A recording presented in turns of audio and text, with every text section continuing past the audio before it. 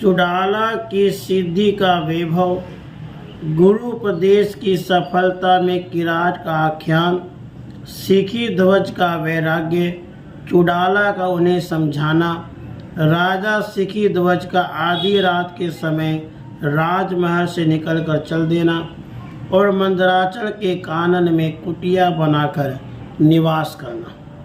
श्री वशिष्ठ जी कहते हैं, हे रघुनंदन, इस प्रकार निरंतर योग का अभ्यास करने वाली वह राजरानी सती साध्वी चुड़ाला अणिमा आदि असिद्धियों के गुणों के ऐश्वर्य से संपन्न हो गई।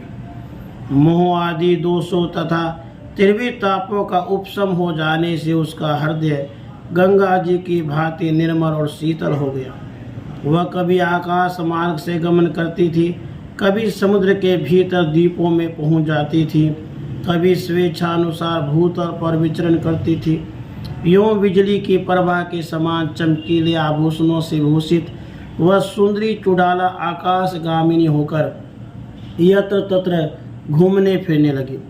वह मोतियों में प्रविष्ट हुए धागे की भांति काष्ठ, तृण, पत्थर, भूत, आकाश, वायु, अग्नि, जल सभी पदार्थों में निर्विघ्नता पूर्वक प्रवेश कर जाती थी।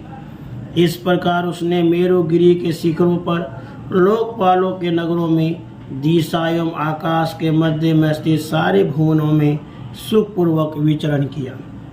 पशु, पक्षी, भूत, पिशाच, नाग, देवता, असुर, विद्याधर, अप्सरा और सिद्धों के साथ संभाषण आदि व्यवहार भी किया। चुड़ाला अपने स्वामी राजा सिखी ध्वज को अनेक बार यत्न पूर्वक ज्ञान अमृत का उपदेश करती, परंतु उनकी समझ में कुछ भी नहीं आता। जैसे बालक को विद्या के गुण का अनुभव नहीं होता, वैसे ही इतने लंबे काल तक संपर्क में रहने पर भी राजा सिखी ध्वज यह न जान सके कि मेरी पत्नी चुड़ाला ऐसी गुणशालिनी है। चुड़ाला ने भी अनधिकारी समझकर आत्म शांति की प्राप्ति से रहित राजा के सामने अपनी अणिमा आदि सिद्धियों के ऐश्वर्य को उसी प्रकार प्रकट नहीं किया जैसे शूद्र को यज्ञ क्रिया नहीं दिखलाई जाती। श्री राम जी ने पूछा, ऐश्वर्यशाली गुरुदेव, इतनी बड़ी सिद्ध योगिनी चुड़ाला के प्रयत्न से भी जब राजा सिखी ध्वज ज्ञान नहीं प्राप्त कर सके, तब भला अन्य साधारण व्यक्ति को ज्ञान की प्राप्ति कैसे हो सकती है। श्री वशिष्ठ जी ने कहा, हे राम, गुरु द्वारा उपदेश प्राप्त करने का कर्म केवल शास्त्र मर्यादा का पालन मात्र है। ज्ञान प्राप्ति का कारण तो शिष्य की विश्वास युक्त विशुद्ध प्रज्ञा ही है, क्योंकि जानने योग्य ब्रह्म शास्त्रों के श्रवण से अथवा किसी पुण्य क्रम से नहीं जाना जाता, उसे तो आत्मा ही जानता है। श्री राम जी ने पूछा, मुनि श्रेष्ठ, यदि ऐसी ही बात है कि गुरु उपदेश आत्मज्ञान में कारण नहीं है, तो जगत में और यह कर्म प्रचलित है कि आत्मज्ञान का कारण गुरु उपदेश है, यह कैसे उचित होगा। श्री वशिष्ठ जी ने कहा, राघव, मैं इस विषय में एक दृष्टांत देता हूँ, सुनो। विंध्याचल के जंगली प्रदेश में किरात रहता था। वह धन्य धान्य संपन्न होने पर भी अत्यंत कृपण था।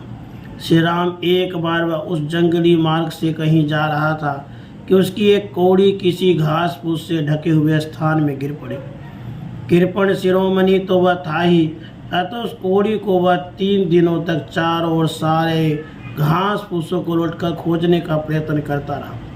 उसके मन में बारंबार ऐसी कल्पना उठ रही थी, यदि वह कौड़ी मिल जाती तो समयानुसार उस 1 से 4, 4 से 8, 8 से 100, 100 से हजारों, हजार से कई हजार कौड़ियाँ हो जाती। उस समय सहस्रों मनुष्य उस कृपण का उपहास कर रहे थे, परंतु वह उनकी तनिक भी परवाह न करके उस वन में आलस्य रहित होकर रात दिन खोजता ही रहा। उसके बाद 3 दिनों तक अथक परिश्रम करने के बाद उसे उस जंगल में एक महान चिंतामणि प्राप्त हुई, जो पूर्णिमा के चंद्रमंडल सी आकार, प्रकार एवं प्रकाश वाली थी। उसे पाकर किरात का हृदय प्रसन्न हो गया और वह आनंद पूर्वक घर लौट आया। वह चिंतामणि जगत के संपूर्ण ऐश्वर्य के समान थी। उसकी प्राप्ति हो जाने से वह सुख शांति पूर्वक रहने लगा। हे राम, ब्रह्म संपूर्ण इंद्रियों से अतीत है और शास्त्र उपदेश से इंद्रिय संबंधी वृत्तियां उत्पन्न होती है। इसलिए गुरु उपदेश से आत्म तत्व की प्राप्ति नहीं होती, अर्थात आत्मज्ञान में उपदेश कारण नहीं है। फिर भी गुरु उपदेश के बिना आत्म तत्व की प्राप्ति हो भी नहीं सकती। वह कृपण कौड़ी की खोज न करता तो चिंतामणि की उपलब्धि उसे कैसे होती। इसलिए जैसे चिंतामणि की प्राप्ति में कौड़ी की खोज कारण है, वैसे ही इस महान अर्थरूप आत्म तत्व की प्राप्ति में गुरु उपदेश पूर्णतया कारण न होने पर भी कारणता को प्राप्त है। क्योंकि श्री राम पुरुष कार्य तो कुछ और ही करता है, उसे कार्य का फल अन्य ही मिलता है। यह बात तीनों लोकों में देखी और सुनी जाती है। इसलिए आत्मज्ञान के बाद इस काल्पनिक जगत को अनासक्ति और निष्काम भाव से वहन करना ही श्रेयस्कर है। राघव, उसके बाद राजा शिखीध्वज तत्व ज्ञान रूप परम पद की प्राप्ति के बिना वैसे ही अत्यंत मोह को प्राप्त हो गए, जैसे संतानहीन पुरुष पुत्र अभाव रूपी तम से अंधा सा हो जाता है। उनका मन दुख अग्नि से संतप्त हो उठा। अतः प्रिय वर्ग द्वारा लाई गई भोग सामग्रियां उन्हें आग की लपट से प्रतीत होने लगी। वैराग्य के कारण उनका मन उनमें तनिक भी सुख का अनुभव नहीं करता था। उन्हें अब एकांत प्रदेशों में निर्जर तटों पर और गुफाओं में भी निवास करना वैसे ही अधिक रुचने लगा, जैसे व्याध के बाण प्रहार से मुक्त हुआ जंतु एकांत में छिपना ही पसंद करता है। हे रघुनंदन, राजा शिखीध्वज सांत्वना पूर्वक अनुनय विनय करने वाले एवं समझाने बुझाने वाले भृत्यों के प्रार्थना करने पर दिन का सारा काम काज करते थे, परंतु उनका वैराग्य प्रतिदिन बढ़ता ही जा रहा था। उनकी बुद्धि अत्यंत शांत थी। वे परिवारजक की भांति रहते थे, इसलिए विशाल विषय भोगों तथा राज्यश्री का उपभोग करने में उनका मन खिन्न हो जाता था। दूसरों को मान देने वाले श्री राम वे देव कार्य के निमित्त तथा ब्राह्मण और सब जनों के लिए गौ भूमि और सुवर्ण आदि का खुले हाथों दान करने लगे। वे तप करने के लिए कृच्छ्र चांद्रायन आदि व्रतों का अनुष्ठान तथा तीर्थों वन और आश्रमों में भ्रमण करने लगे। इतने पर भी उन्हें तनिक से भी शोक शून्य स्थिति वैसी ही नहीं प्राप्त हुई, जैसे धनार्थी पुरुष को खान रहित भूमि को खोदने से निधि की प्राप्ति नहीं होती। इस प्रकार महान बुद्धिमान होते हुए भी राजा शिखीध्वज चिंता रूपी अग्नि से संतप्त होकर सूखते जा रहे थे। तब वे संसार रूपी व्याधि की औषधि के विषय में विचार करने लगे। यो चिंता परवश होकर वे दीन हो गए। उन्हें अपना राज्य विषय प्रतीत होने लगा। इस प्रकार उनकी बुद्धि विषयों से क्षीण हो गई। अतः बहुमूल्य भोग पदार्थ सामने रखे जाने पर भी वे वैराग्य युक्त राजा उनकी ओर ताकते भी नहीं थे। इसी स्थिति में एक दिन चुड़ाला महल में बैठी हुई थी। तब राजा उससे मधुर वाणी में बोले। शिखीध्वज ने कहा, सूक्ष्मांगी प्रिय, मैंने बहुत दिनों तक राज्य का भोग किया और विवेक पूर्वक पदों को भी भोग लिया।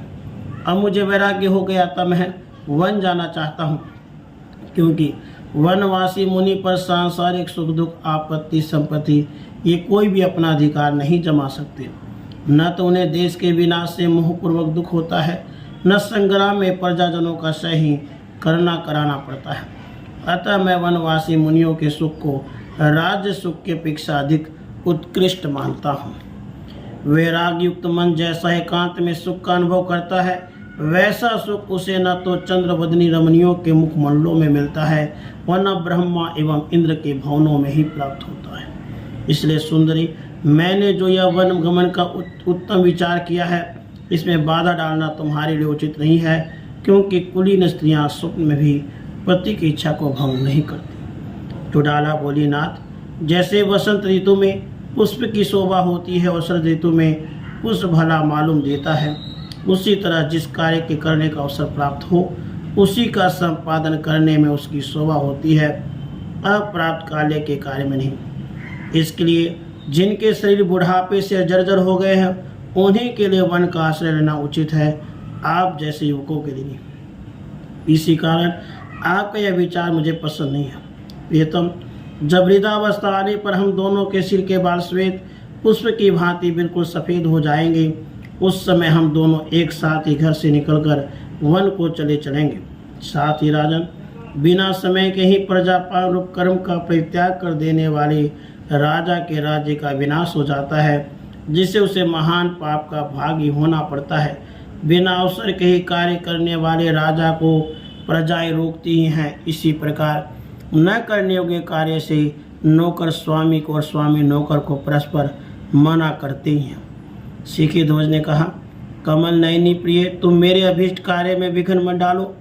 अब तुम मुझे यहाँ से दूर एकांत वन में गया हुआ ही समझो।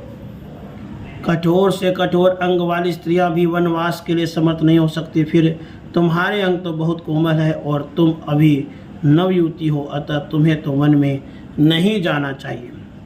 वनवास तो पुरुषों के लिए भी अत्यंत कठिन होता था। तुम्हें तो प्रजा का पालन करते हुए इस उत्तम राज्य में ही रहना चाहिए, क्योंकि पति के चल जाने पर कुटुंब का भार वहन करना स्त्री का धर्म है।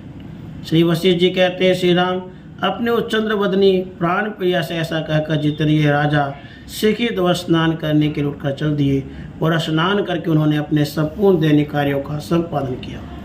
जब सायंकाल हुआ तब पुनः संध्याकालीन समस्त कर्तव्यों को पूरा करके वे अपने प्रिय पत्नी चुड़ाला के साथ सैया पर सो गए।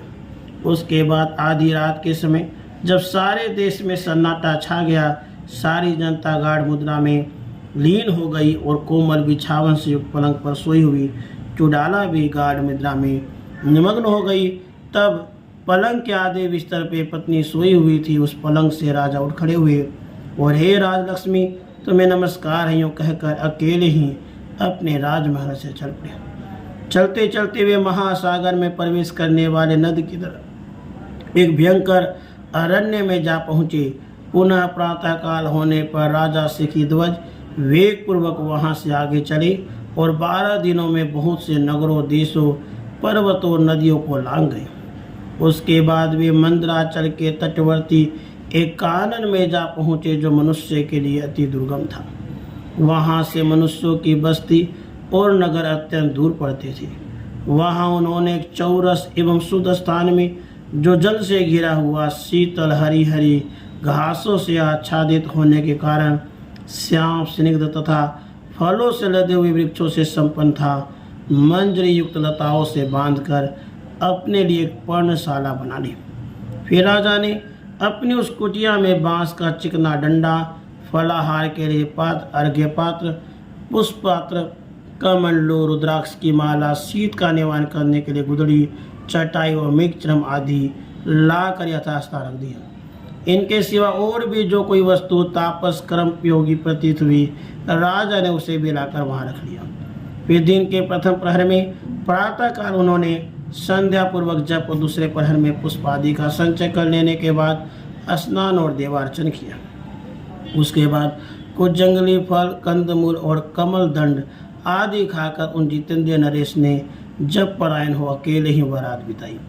इस प्रकार मंदराचल की तलहटी में अपने द्वारा बनाई गई पर्णशाला के भीतर बैठकर जप करते हुए मालव नरेश की ध्वज खेद रहित होकर दिन बिताने लगे।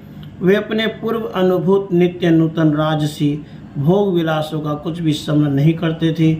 भला जिसके हृदय में विवेक पूर्वक वैराग्य का उदय हो जाएगा, उसके मन का अपहरण राज्य लक्ष्मियाँ कैसे कर सकती हैं। राधे कृष्ण, राधे कृष्ण।